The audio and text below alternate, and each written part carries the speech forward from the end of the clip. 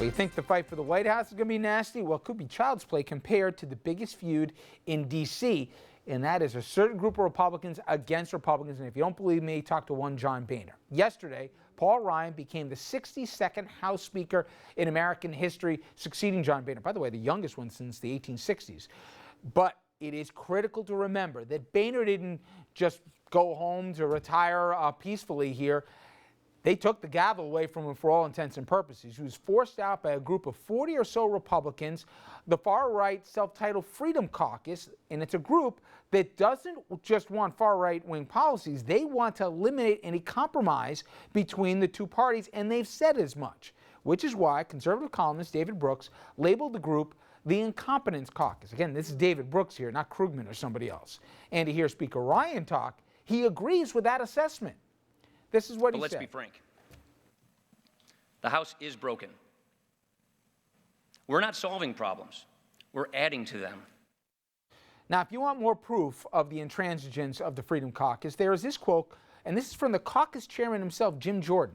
Quote, "Our leadership has consistently failed to make the argument for conservative principles and ceded the field to President Obama." Now, there are about 40 members, as I said, of this caucus. Now, our guest here, Nan Hayworth, worked alongside many of them. These 16 caucus members you see on your screen, they served in the House between January of 11 to 13, while Nan represented the Hudson Valley in the House here when you went to Washington. Now, I know all those. did it, when they came in, and I know the wave that they came in, but did they intend? And many of them were not in the wave in 2010. So what happened? They were already there.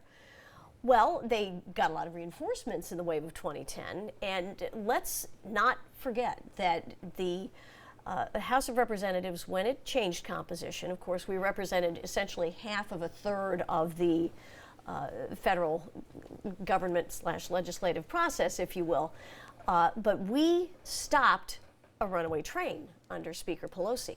So that's plenty of accomplishment if you consider what might have been and shudder had the juggernaut now let's continued. fast forward for time purposes. So that happened, change over hands, and then John Boehner becomes Speaker Boehner. Right. I remember even watching, you were standing next to Speaker Boehner along with, I think, 8 or other colleagues, Republicans, who thought you had a deal.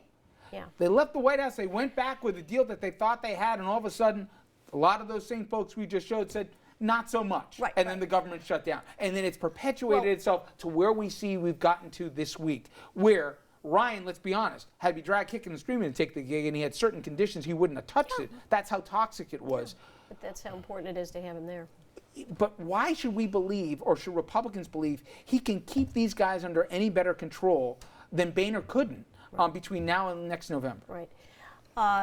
I certainly hope he does. I think Paul Ryan, knowing John Boehner, knowing every member of that Freedom Caucus, and these are all. I mean, these are all folks who are committed to certain principles that I think we'd all agree with. They're pretty sound constitutional principles about how government's role should be made less oppressive of us. Except for two things that they don't share with you, and you believe in a lot with them. But you and others. I've spoken to Peter King about this, they said, wait a minute. These guys think compromise is a 4-letter word, and they also believe that to fix the House will blow up the House. And that means government is the enemy, and if that means shutting it down completely, so be it.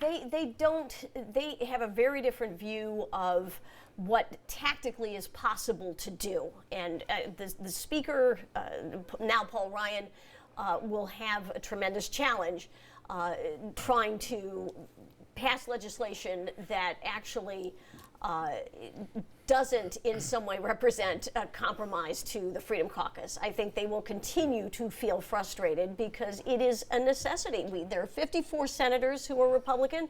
That is not 60. When you don't have 60, then you can't close debate. You can't have 250 leaders, given But piece of compromise legislation. is how the country always has, always will be. I mean, we were founded on a great compromise. And is there any way that lesson gets through to the members of the Freedom Caucus, or are they too afraid of being primaried in their own districts? No, I don't even. For some of them, that may be a factor, but quite honestly, these are people who believe very firmly in what they're talking I'll about. destroy and a this lot of village in them order to save her? well, Scott Garrett is within RNN's Yep. coverage area. Yep. And Scott is a very smart and principled guy. And that's what makes it. She's right, Don. I got less than 30 seconds. But they believe what they're doing. It's not because just for they feel opportunists. they have to take this stand. They feel that if nobody is doing it, if nobody is standing up for these things, then we are doomed as a nation. So because of that, do you have any reason to think that this détente that they worked out this week will hold? Absolutely not. You said they believe, these Freedom Caucus members, they believe in what they're doing. We agree. But not only that, they have constituencies, as Andrew has pointed out repeatedly, that will hold them accountable. So even if they want to compromise, the constituency says, buddy, you're getting the primary or you're done. So in my opinion, I know the Congresswoman didn't use these words, but I think Mr. Ryan is almost politically a dead man walking in about 2 He's years. a smart guy. What? I'd like to think that he does. I think he's sufficiently smart and adept and needed that if anybody can do it, Paul Ryan can. We shall see. All right, when we come back, Bill de Blasio finally endorses Hillary Clinton, and nobody cares. I'm going to tell you why it annoyed me so much today and why de Blasio's track record is getting under a lot of people's skins, including former supporters.